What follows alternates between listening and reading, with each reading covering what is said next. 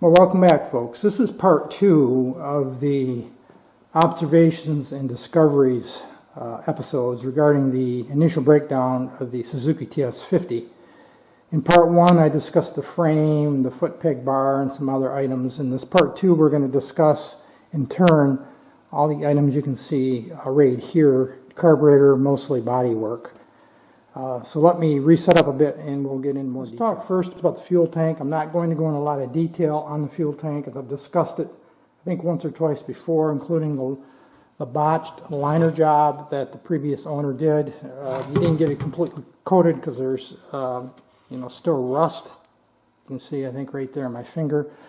I'm going to strip this liner out with MEK. I don't like using MEK, but it's really my only solution. I'm going to do my best to protect the paint and then strip the liner before I have the tank, before I repair the tank and then have it painted or paint it myself. I haven't decided yet. That'll be much further down the road.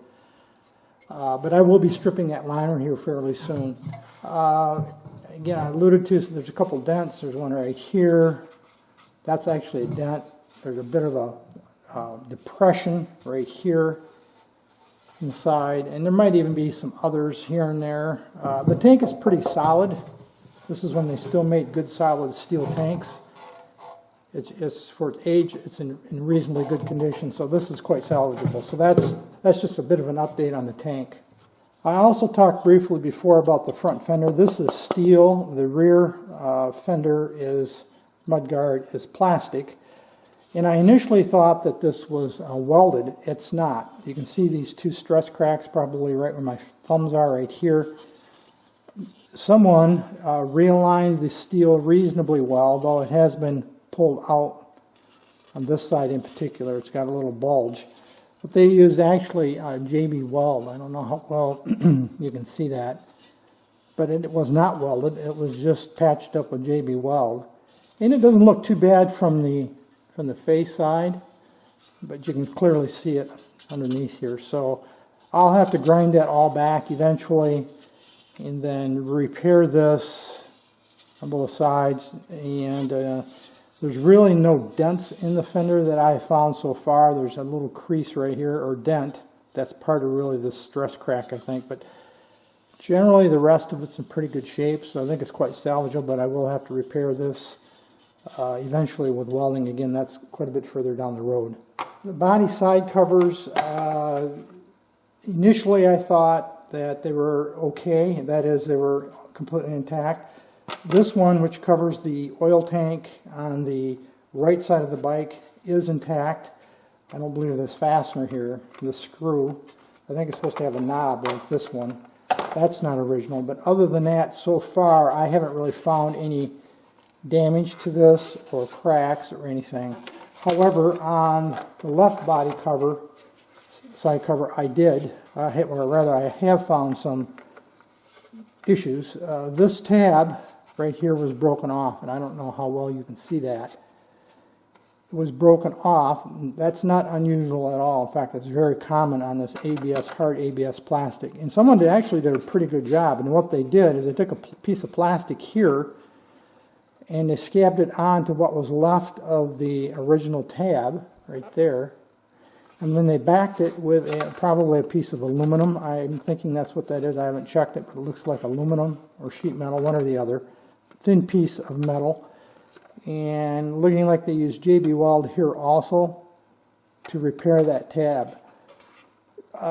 What I'm probably going to do with this is take that all apart and essentially fabricate out of ABS or hard plastic the original tab. I'll look first to see if I can find a reasonably priced used side cover in good condition. I'm not going to spend a lot of time or a lot of money on that because this, being plastic, would be pretty easy to repair. I'm just going to have to fabricate a new piece here to replace this. Reasonably good repair, actually. Again, I think it looks pretty good, and I do believe this knob here is original. They even reused the knob, as you can see there. Not a bad repair, but it will have to be fixed eventually. Rear fender and taillight assembly. These two pieces are intended to be separated. However, when I flip it over,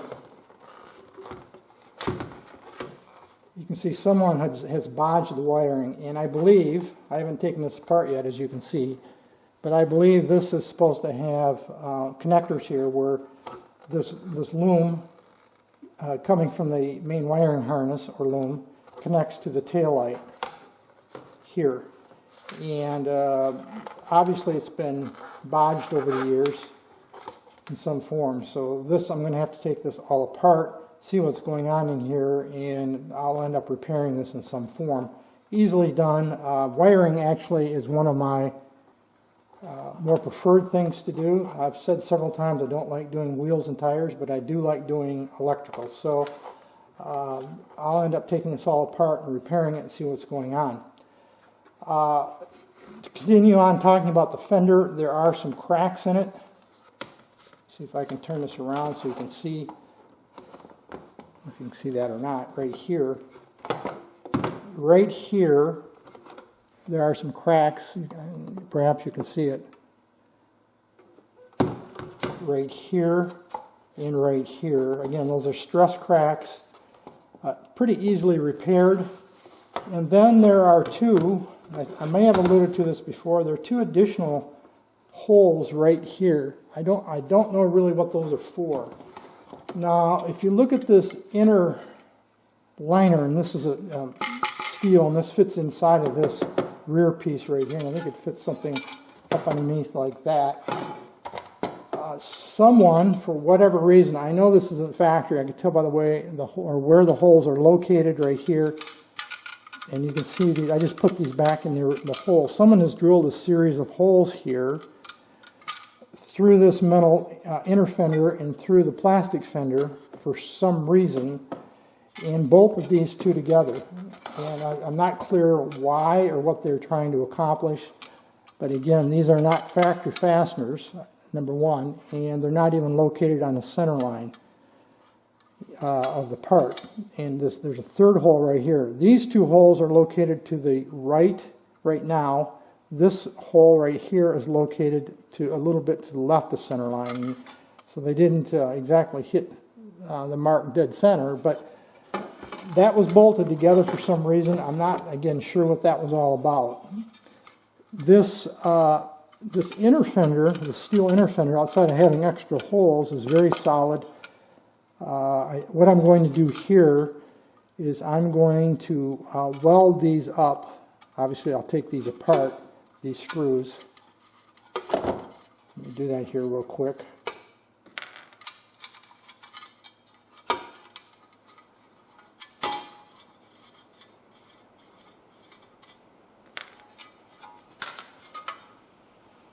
I'm going to weld up these three holes and then grind it back. You might hear a little rain on the roof right now, so storming on a little bit today. I'll weld these up and then I will blast or have this all blasted and powder coated, probably when I have the rest of the black parts done. I think it's reasonably straight. I'll check that and the fit in the frame before I send it off for powder coating. I could powder coat this part myself, of course. It's small enough to fit in my oven, but I'll probably have it done when I have the other parts done as well. But I think outside a little welding and cleaning up, I think this will be perfectly fine. It's really storming out right now. I don't know if you can hear it or not, but we've got a hard rain and a little thunder going on out there. We need the rain. It's been very dry here this fall, this autumn. This is the front, I think what they call the front fender. It actually fits on the inside of that plastic fender towards the front, like something like that. And I had alluded to before that someone had done some patching in here, and here's what it looks like. There is duct tape here. This has been blown away or broken away right there. I don't know if you can see that. It's black on black. And someone patched in a piece of plastic, and they just taped it in place. And actually, from a functional perspective, there's nothing wrong with it. It's not correct, of course. I have not been able to find one of these yet. I've been looking for one of these inner fender, front fenders for this, to replace this, just in case I could find one reasonably inexpensive. Otherwise, I'm going to end up repairing this myself. getting a piece of ABS plastic. I don't think this is ABS. I don't know what it is, but I'm suspect that the patch here is not ABS. This certainly is. And patching this in and then plastic welding it in place and reshaping it and heating it to conform to and bending it to conform to the shape of the original fender. This hole right here, I'm not sure exactly what that's for. Pretty sure that's not original though, so that would be repaired at the same time. Moving further back, you can see someone has put duct tape right here because there's a crack in the plastic right here. Again, fatigue crack, very typical. That can be easily repaired.